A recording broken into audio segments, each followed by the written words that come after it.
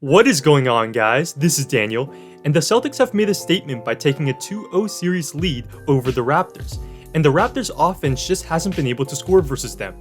Through 2 games, the Raptors have had an offensive rating below 100 on average, while in the playoffs, the league average offensive rating is 112. And to help break down what's going on, I'm excited to bring on Jordan Sperber for a guest video. Jordan really knows his stuff, and he has an excellent channel of his own called Hoop Vision 68, and he was formerly the video coordinator at New Mexico State. And here, he breaks down part of the Celtics' smart defensive strategy. Jordan? The only team in the NBA this season that had 5 players averaging over 15 points per game was the Raptors. Pascal Siakam made another jump as the team's leading scorer, but it was the defense and a balanced offensive attack that led Toronto to the 2 seed even without Kawhi Leonard. This play is where the Raptors are at their best. Siakam draws the double team, bringing 2 players to the ball. From there, it's a combination of ball movement and cutting that converts that initial advantage into a dunk. That's very different from how Siakam post-ups looked during Game 1 of the Eastern Conference semifinals. The Celtics went small against Siakam, with Jaylen Brown, Marcus Smart, and Semi Ojeleye all taking turns. But even with those shorter players, the Celtics still played him straight up, basically inviting Siakam to go one-on-one in the post instead of bringing that second player to the ball. Siakam struggled. He only scored 13 points on 16 shots, but that was really just the icing on the cake for the Celtics defense. The purpose of the Brad Stevens strategy was really to take the other 4 players away. On the 10 post-ups used by Siakam, he had 0 assists. Here's exactly what the Celtics were trying to avoid. Because the Pistons bring help on the post, the weak side defender, in this case Luke Kennard, has to zone up. He's responsible for guarding 2 players at once. Against this type of defense, Raptors players are excellent at reading the opponent and cutting to the basket. That zone defender will usually try to anticipate the first pass out by watching the ball handler's eyes, which allows the perimeter cutter to sneak right to the hoop. This doesn't just happen on post-ups. It could also be something like a drive or a ball screen. But anytime the Raptors draw 2 players to the ball, they're great at cutting right past that zone defender.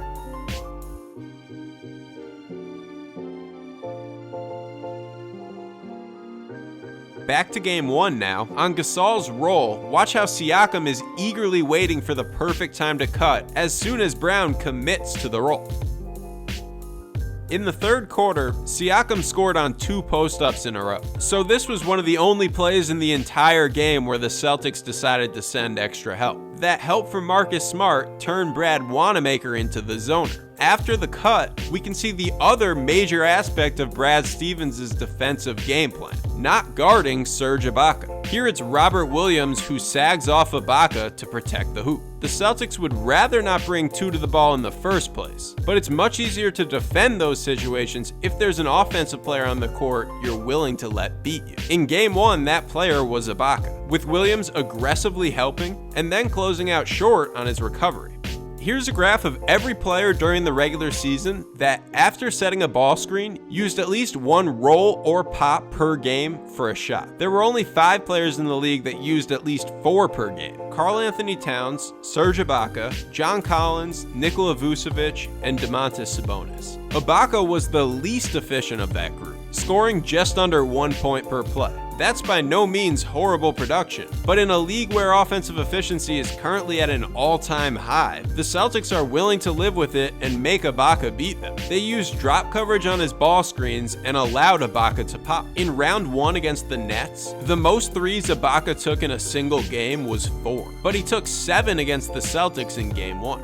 Stevens elected to not even try to make Ibaka uncomfortable by stunting on the pop, because again, he's not willing to risk a cut to the basket like this one. And that leads us to game number 2, where the Celtics came out with pretty much the same defensive game plan. Against the Raptors starting lineup, they dared Marc Gasol to shoot just like they did Ibaka. The Celtics' help defense comes from whoever is guarding the center.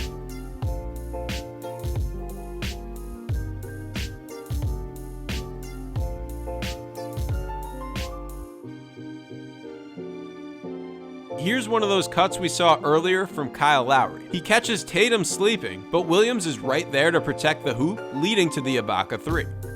even with Ibaka hitting back-to-back three-pointers in the third quarter to extend the lead. The Celtics stuck to their game plan, and that really just shows how important Stevens feels it is to provide extra help on other players. Ibaka's shooting 50% from deep in the series, but you live with those results if it helps you contain the rest of his teammates.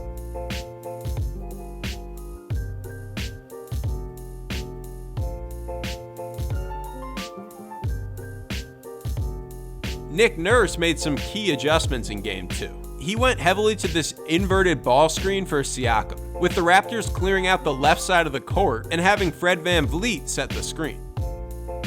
That opened up the empty corner for VanVleet to pop, and it also forced Kemba Walker to switch onto Siakam, a matchup where Kemba gives up a lot of size.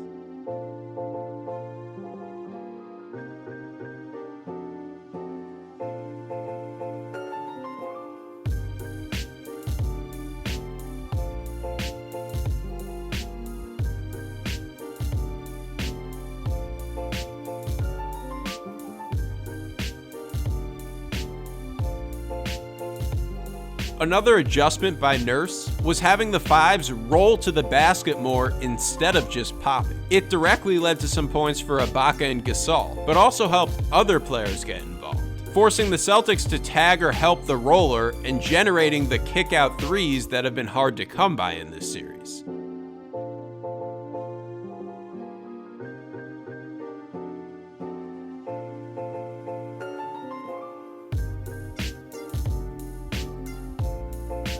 The good news for the Raptors is in a game where Siakam, Lowry, and VanVleet combined to go 19 for 54, they were still only one possession away from winning. Yes, a part of those shooting struggles was due to the Celtics' defensive game plan, but obviously those three stars are capable of hitting tough shots. It's the Siakam one-on-ones in the post and the VanVleet and Lowry pull-up threes against drop coverage that will need to start falling for the Raptors to get back in the series.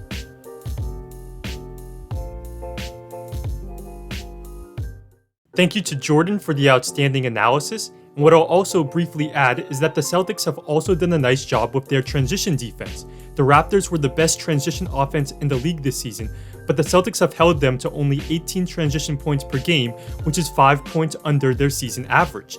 And to pull this off, they've largely ditched the offensive glass. Through 2 games, they only have 9 offensive rebounds, and here we see when Theis knows he can't get it, he quickly heads back.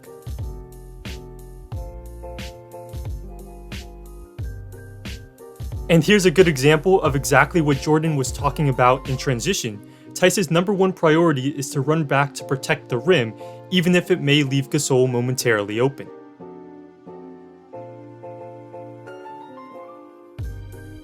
And make sure to subscribe to Jordan's YouTube channel, HoopVision68, as he'll be posting more NBA breakdowns soon. I'll put the link in the description. Thanks for watching.